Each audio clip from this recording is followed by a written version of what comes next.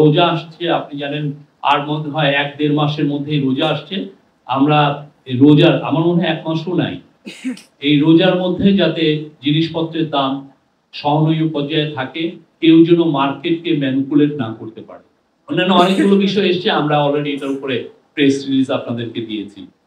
আমরা গত মাসের একটা ডেটা দেখেছিলাম যে ছিনতাই কিছু বেড়েছে। হ্যাঁ? কিন্তু আমাদেরকে আজকে এই যে ল অ্যান্ড অর্ডার রিভিউ কমিটিতে যে মিটিং এ সেখানে ডিএমপির কমিশনার সাজ্জাদ আলী সাহেব জানিয়েছেন যে গত ১২-১৫ দিনে আবার এটা কমেছে। আমরা স্পেশাল কিছু মেজার নিয়েছি, স্পেশাল টহলটা বাড়ানো হয়েছে। পুলিশের মধ্যে মনোবল ফিরে এসছে এবং আমরা নিশ্চিত যে এটা সামনে এটার আরো রেজাল্ট আপনারা দেখবেন।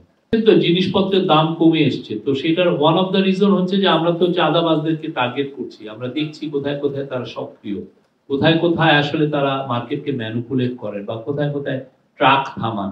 এই জায়গাগুলো আইডেন্টিফাই হচ্ছে। আমরা চেষ্টা করছি আমাদের ল অ্যান্ড অর্ডারের যারা ল এনফোর্সিং এজেন্সিগুলো আছে তারা দেখছেন কোথায় কোথায় কোন কোন জায়গায় ভালনারেবল, এই প্রত্যেকটা বিষয়ই তারা সিরিয়াসলি দেখছেন। এবং আপনি আমরা চিফ অ্যাডভাইজার আজকে বলেছেন যে যাতে রোজার আগেই এ বিষয়ে আরো বড় রকমের ইমপ্রুভমেন্ট হয়। Subscribe to my channel.